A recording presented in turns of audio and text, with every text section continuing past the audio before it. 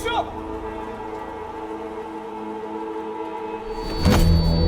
still! Get out of here!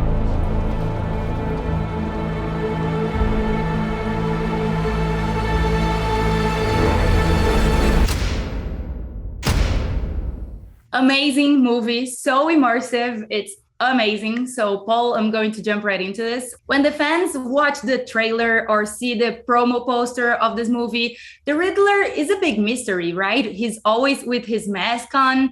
Do you think it is important to keep that mystique of the character before everyone watches the movie? I do.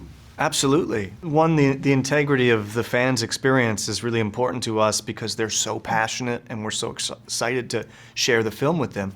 But also, that's who the character is. He could not be who he is without that mask. So, I mean, that is who the Riddler is, and that mask and his costume is giving him access to a part of himself that without he would probably not be able to have, as inspired by and similar to, I think, the Batman. I think that too. And actually, guys, in this movie, it feels like the characters get closer to their true self when they put on a mask. Because of that, Paul, did you approach the Riddler and Edward as two separate characters? Not as two separate characters, but I think the mask, I do believe, allowed him to be his true self, or it allowed him just to be a person with a purpose. And I think that if you've had a difficult life, I think you often shut a lot of parts of yourself down in order to survive.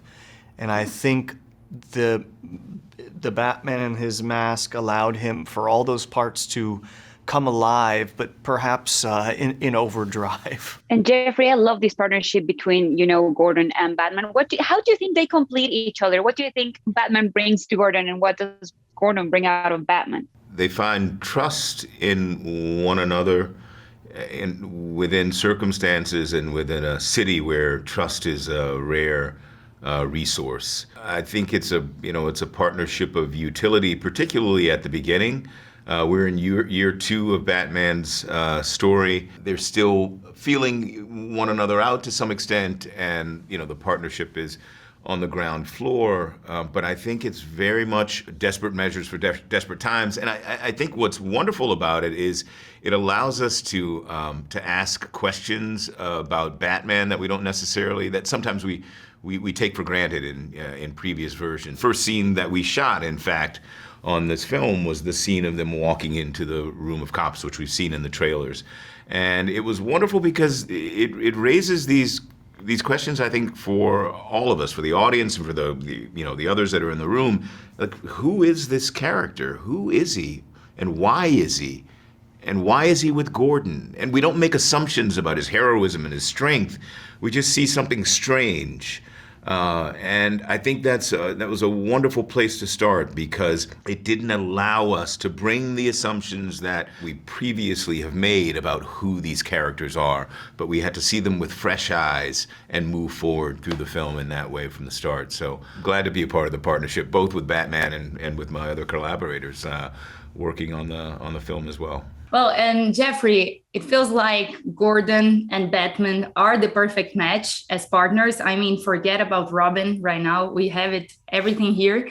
And especially, what excited you about bringing this classic character in a movie where there is a lot of focus in the detective portion of it? Well, he's a cop in a city that's riddled with crime. So the ways in which Matt fed that into the script were just delicious for me because obviously it's a thriller. It's focused on the sleuthing side of things and unraveling the mysteries of the Riddler. So this partnership with Batman and Gordon becomes very important to the overall. And it just gave me a lot of stuff to play with. And so each scene was really dictated by the circumstances, which I really find wonderful. And I think it's a function of the crafting of the script, the crafting of the storytelling by Matt Reeves. It was all very specific and very much driven by a trajectory that was made, that was very, very clear and logical and rational,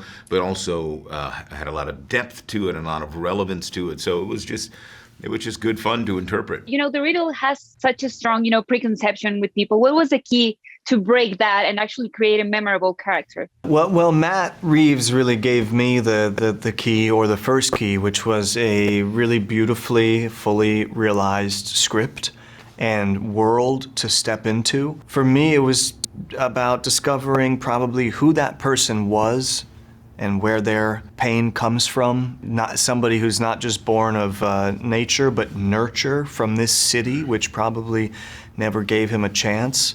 And then what he saw, what this mask allowed him to become. Matt referenced a lot of serial killers, but I always saw him as much more than that. His sense of purpose and intent feels so much greater than just a serial killer. So started there. Paul, knowing that Matt kind of wrote this character inspired by you, were you surprised to find out what was his conception of you as a person and as an actor as well?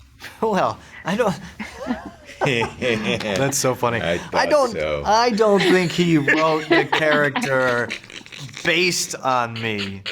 He said he may have been thinking of me to interpret and play this character. Funny. And I'm glad he did, because I loved him and I really loved the film we made, and I'm so excited to share it. But I can't answer why. You'd have to ask Matt that. I by no means am saying that he thinks you're a serial killer. I just want to put that out there. Yeah, no.